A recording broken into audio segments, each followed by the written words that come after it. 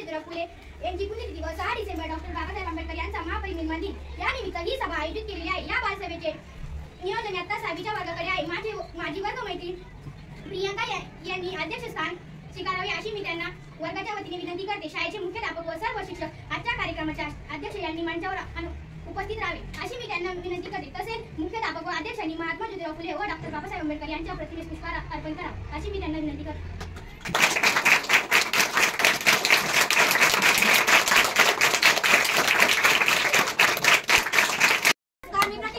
यापुढे कार्यक्रमाचे सूत्रसंचालन मी करणार आहे। आता आपण या दोन थोर व्यक्तींचे विचार, त्यांचे कार्य, त्यांच्या जीवनातील काही प्रसंग याबाबत ऐकूया। इयत्ता 6वीच्या वर्गातील ऋतुजा आपले विचार मांडेल। नमस्कार, मी ऋतुजा, सामान्य व्यासपीठ आणि माझ्या मैत्रिणींनो, आज मी महात्मा फुले यांच्या कार्याबद्दल बोलणार आहे। मुलींसाठी शाळा सुरू करताना महात्मा फुले यांना अतोनात कष्ट सहन करावे लागले, पण तरीही ते आपल्या विचारापासून डगमगले नाही।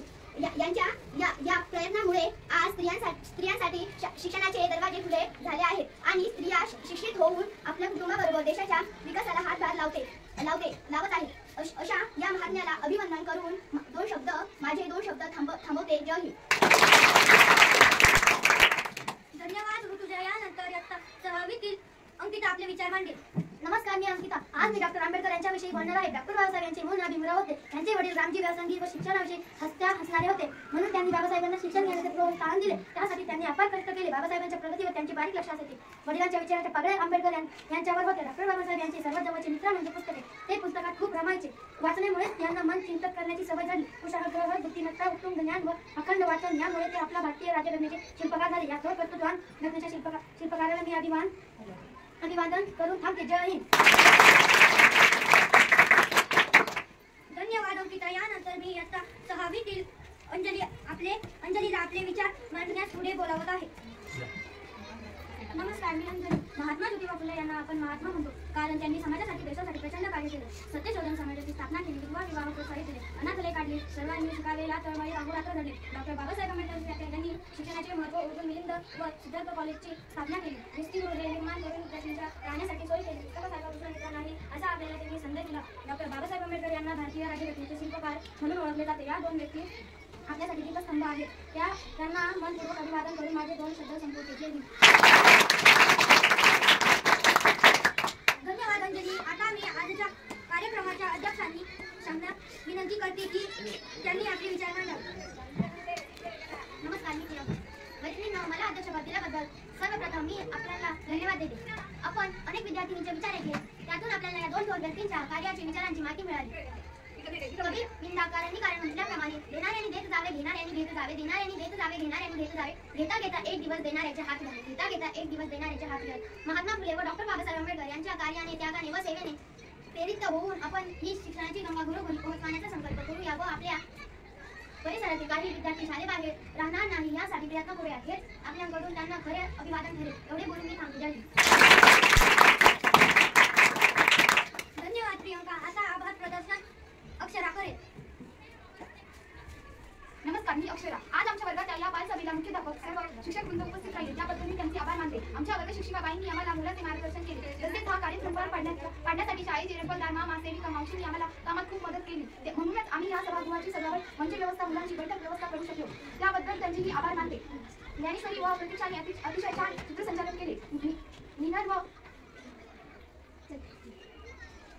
अंकिता व अंजलीने व्यासपीठ व्यवस्था केली। प्रकाश ऋतुजाने ध्वनी व्यवस्था केली। या सभागृहात तुम्हाला महात्मा फुले व डॉक्टर बाबासाहेब आंबेडकर यांच्या जीवनातील प्रसंगाचे चित्र रेखाटन दिसते आहे। ज्ञानेश्वरी, प्रतीक्षा व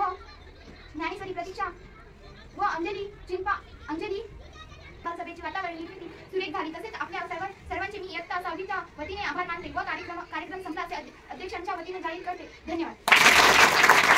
आज वर्ग 6वीच्या मुलींनी आणि त्यांचे मार्गदर्शक पवार मॅडम, काडेकर मॅडम यांनी त्यांना अतिशय योग्य मार्गदर्शन केलं आणि आज बालसभा निमित्त वर्ग 6वीतल्या मुलींनी अतिशय म्हणजे चांगल्या प्रकारे आपलं डॉक्टर बाबासाहेब आंबेडकर आणि महात्मा फुले यांच्या जीवनचरित्राविषयी आपलं मनोगत व्यक्त केलं। आणि सगळ्याच मुलींना मी याद्वारे असं सांगू इच्छितो, प्रत्येक मुलीने स्टेजवर येऊन या ठिकाणी बोललंच पाहिजे। प्रत्येकीला बोलता येतं, असं कोणाला काय का तोंडच नाही, बोलता येत नाही। बाहेर आपण बोलतो, परंतु या ठिकाणी येऊन सुद्धा आपलं मनोगत व्यक्त करणं ही सुद्धा एक कला आहे।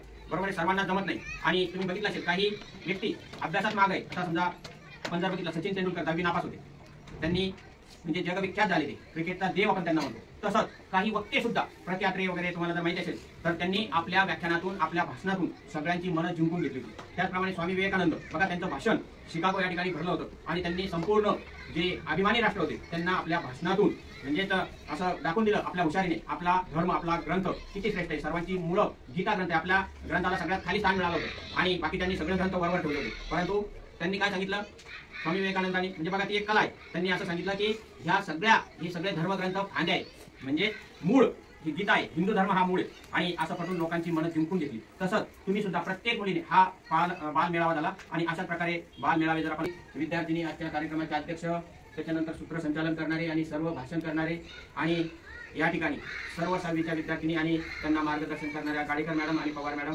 यांचं पुन्हा एकदा धन्यवाद आभार मानतो आणि माझे